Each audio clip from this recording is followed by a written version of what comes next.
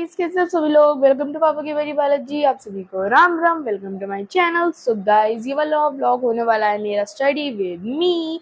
इस वाले व्लॉग में मैं आपको बताने चाहिए कि मैं कैसे स्टडी करती हूँ और मैं आपको कुछ ऐसी बातें बताऊंगी जिससे आप चीज़ों को थोड़ा लॉन्ग टाइम के लिए रिमेंबर कर सकते हो, जो कि मैं भी करती हूँ। सो गाइस, अभी चल रहा है अक्टूबर और गाइस मैं आपको अभी अपना टाइम दिखा देती हूँ कि अभी टाइम क्या हो रहा है।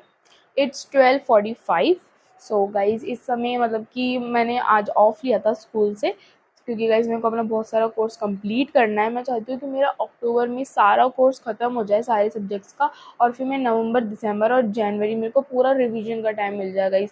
तभी हम और आप, मैं मिल के हम बोर्ड में अच्छा स्कोर कर सकते हैं। अच्छा नहीं गाइज़, बहुत अच्छा स्कोर करना है बोर्ड्स में तो हमें।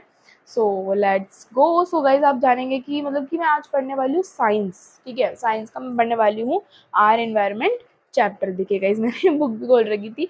सो गाइज, मैं आर एनवायरनमेंट चैप्टर पढ़ने वाली हूँ।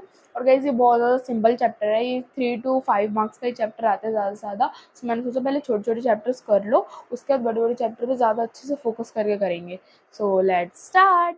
सो now guys, we are doing chapter number 13, our environment chapter. Guys, ये वाला चैप्टर बहुत ज़्यादा इजी होने वाला है। इसके अंदर food web, food chain, ecosystem, ऐसी चीज़ें बहुत सारी आने वाली है। और गाइज, ये वाला चैप्टर आई हैव ऑलरेडी कि मेरे को इस चैप्टर के बारे में सब कुछ पता है कि हाँ, इस चीज़ में क्या क्या है। लेकिन गाइज, अगर हमने एनसीईआरटी नहीं पढ़ी सो गाइज बहुत ज़्यादा प्रॉब्लम हो सकती है, क्योंकि एनसीईआरटी इज़ मोस्ट इंपॉर्टेंट। क्योंकि एनसीईआरटी से क्वेश्चन आता है। अगर हम एनसीईआरटी की एक एक लाइन रीड करके इसे समझेंगे, हमने वीडियोस तो देख ली, हमने अपने ट्यूशन सेंटर्स में भी समझ लिया, हमने स्कूल में भी समझ लिया, लेकिन अगर हमने एनसीईआरटी नहीं पढ़ी तो ये प्रॉब्लम क्रिएट कर सकता है। क्योंकि जो क्वेश्चंस आते हैं ना, अगर आप एक एक लाइन रीड करोगे और आपके सामने क्वेश्चन आता है तो आप देखोगे अरे ये तो एनसीईआरटी का क्वेश्चन है, तो आप उसी हिसाब से उसी का आंसर भी बना सकते हो। So NCERT is more important. So NCERT ज़रूर रीड करना, चाहे साइंस की हो, एसएसटी की और इंग्लिश की हो। सो गाइस, जब भी आप एनसीईआरटी रीड करो तो फर्स्ट ऑफ ऑल आपको क्या करना है, अपनी फिंगर से रीड करनी है एनसीईआरटी, या फिर आपको पेंसिल से रीड करनी है। देखिए गाइस, अगर हम इससे करते हैं ना, हम पेंसिल से करते हैं या फिर अपनी फिंगर से करते हैं, तो हमारा कंसंट्रेशन बढ़ता है और हमें ऐसी ही रीड करनी चाहिए। जो जो आपको लगता है वर्ड्स इंपॉर्टेंट है और ये वाली डेफिनेशन इंपॉर्टेंट है, कोई डेफिनेशन आ रही है और इंपॉर्टेंट लाइन्स आ रही है, तो आपको उसको मार्क कर लेना है, उधर क्वेश्चन मार्क लगा देना है कि ये कैसे हुआ, इसका रीज़न क्या था, तभी आप अच्छे से समझ पाओगे। सो गाइज, जब भी आप एनसीईआरटी रीड करो या फिर कोई भी चैप्टर रीड कर रहे हो, तो आप क्या करना, आप जब पढ़ रहे होते हो ना, तो आप पढ़ने से ज़्यादा पढ़ाने पे फोकस करो। इट मीन्स कि जब आप पढ़ रहे हो तो आप ऐसे पढ़ो जैसे आप किसी को पढ़ा रहे हो, पढ़ नहीं रहे हो। क्योंकि गाइज, जैसे कि आप जानते ही हो, हमारे टीचर्स जो होते हैं उन्हें कुछ चीज़ें अपने आप कैसे याद रहती हैं, क्योंकि वो चैप्टर बच्चों को पढ़ाती है तो उन्हें अपने आप भी याद हो जाता है। ऐसे ही हमें ऐसे ही करना है, हमें ऐसे पढ़ना है जैसे हम किसी को पढ़ा रहे हो, तभी हमें चैप्टर भी साथ के साथ लर्न होता रहेगा। और जो इंपॉर्टेंट लाइन्स है वो तो आप मार्क कर ही लेना, क्योंकि जो इंपॉर्टेंट होता है वो हमारे कीवर्ड्स होते हैं, जो हमें याद रखने होते हैं, जो कि हमारे आंसर में मेन होते हैं। एग्जामिनर क्या करता है, उन्हीं की पॉइंट्स को देखकर फिर हमारी कॉपीज चेक करता है, जो कि हमें लिखने ज़रूरी होते हैं, तभी हमें फुल मार्क्स मिलेंगे। गाइज, अब बात आ जाती है टाइम मैनेजमेंट की और टाइम स्लॉट की। देखिए गाइज, आपके पास जब आप बैठो स्टडी करने, तो आप अपना टाइमर लगा दो कि मेरे को इतने समय में ये चैप्टर फिनिश करना है। क्योंकि गाइज, आपके पास सिर्फ एक चैप्टर नहीं है, ना ही आप पे एक ही सब्जेक्ट है, आपके पास सब्जेक्ट 6 हैं और आपके पास चैप्टर भी बहुत सारे हैं।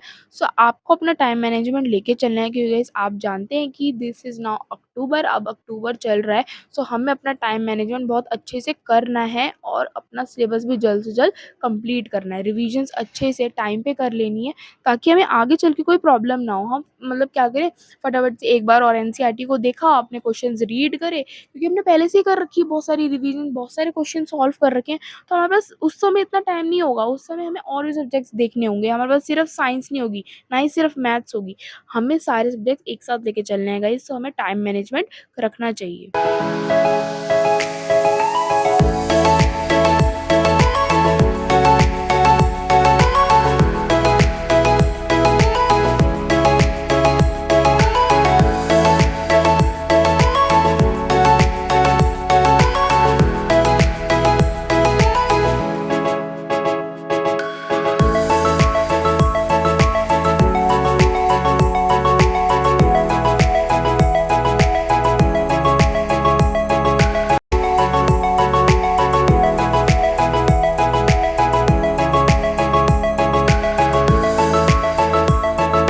गाइस अब आते हैं येलो बॉक्स और ये ब्लू बॉक्स, जो एक्टिविटीज़ के बॉक्स होते हैं ये और एक्स्ट्रा नॉलेज के बॉक्स होते हैं, ये भी आपको रीड करने हैं, समरी भी आपको अच्छे से रीड करनी है, क्योंकि गाइस यहीं से हम अपने आंसर्स बना सकते हैं। और गाइस जो एनसीईआरटी की लैंग्वेज होती है ना, वो हम इधर से कॉपी करके लिख सकते हैं, तो आपको एनसीईआरटी की लैंग्वेज नहीं भूलनी बिल्कुल भी। सो गाइस हमारा आर एनवायरनमेंट वाला चैप्टर फिनिश हो चुका है गाइस। जैसे कि मैंने आपको पीछे बताया था कि सबसे पहले मैंने क्या करा, इसकी एक वीडियो देखी जो कि मतलब कि टोटल 1.5 आवर की थी, और मतलब बहुत अच्छे से डिटेल में उस वीडियो में समझाया हुआ था, और मतलब बहुत अच्छे तरीके से समझाया हुआ था।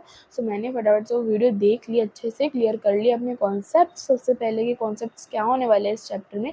उसके बाद हमारी आती है मेन बुक जो कि है एनसीईआरटी। और गाइस जैसे कि आप जानते हैं NCERT is very much important in our boards exam. So guys आपको एनसीईआरटी बहुत अच्छे से पढ़ लेनी है, एक एक चीज़। आप ऐसे मत सोचना, जैसे कि हमारी एनसीईआरटी की बुक्स में अगर मैं आपको दिखाती हूँ, देखो जैसे कि हमारी ये कॉन्सेप्ट्स होते हैं, पहले हम ये पढ़ते हैं, उसके बाद हम इस पे आते हैं, मतलब कि हम पहले ये पढ़ते हैं और फिर हम इस चीज़ को छोड़ देते हैं, हम ये एक्टिविटी को छोड़ देते हैं।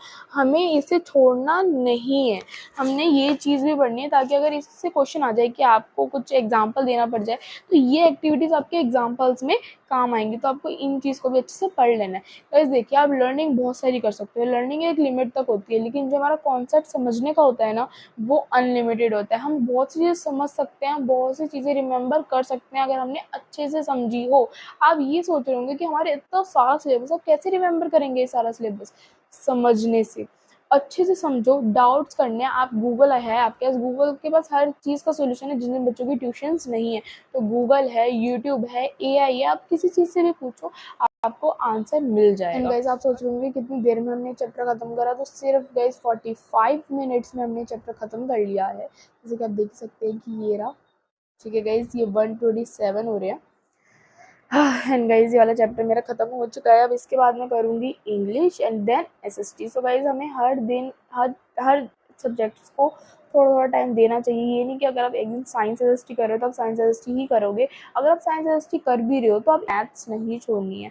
मैथ्स आपको प्रैक्टिस हर रोज़ करनी है, क्योंकि गाइस मैथ्स की जितनी प्रैक्टिस करोगे उतनी कम, क्योंकि नए नए क्वेश्चन मिलते रहेंगे।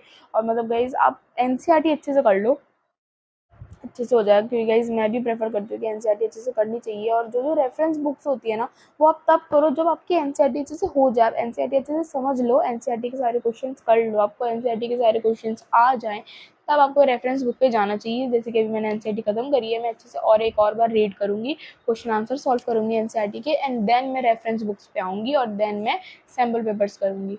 सो ऐसे आपको मतलब कि साइंस ऐसे करनी चाहिए। आपको सबसे पहले अपने कॉन्सेप्ट्स क्लियर रखने चाहिए हर चीज़। सो गाइस जैसे कि अब मैंने अपना साइंस का एक चैप्टर कंप्लीट कर ही लिया है, so then I will do question answers, then I will do one more, मतलब कि एक और बार मैं रीडिंग करूँगी, और देन मेरा चैप्टर अच्छे से क्लियर हो जाएगा। फिर भी अगर मेरे पास डाउट रहते हैं तो गाइस मैं अपना ऑनलाइन चेक कर लूँगी, वीडियोज़ देख लूँगी। और गाइस अगर जिन बच्चों के पास ट्यूशन है तो वो ट्यूशन सर से पूछ सकते हैं, टीचर से पूछ सकते हैं। आपके डाउट्स नहीं रहने चाहिए गाइस, डाउट्स कहीं से भी क्लियर करो, लेकिन क्लियर आपको करने ही करने हैं।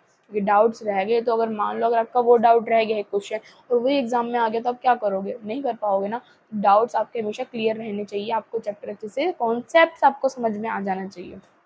सो गाइज ये था मेरा first study vlog. So guys अगर आपको ये व्लॉग पसंद आया तो लाइक शेयर एंड सब्सक्राइब कर देना। जो मेरे चैनल में सब्सक्राइब बटन दबा देना गाइज। फर्स्ट स्टडी व्लॉग है guys, I did my best, और मैंने आपको पूरा अच्छे से बताने की कोशिश करी कि मैं कैसे पढ़ती हूँ और एंड ऑल। सो सब्सक्राइब करो अगर मत जाना गाइज, और हिट लाइक कर देना, कमेंट्स मेरे को बता देना आपको मेरी वीडियो कैसी लगी। सो आपको मिलते हैं नेक्स्ट वीडियो में, तब तक के लिए बाय बाय।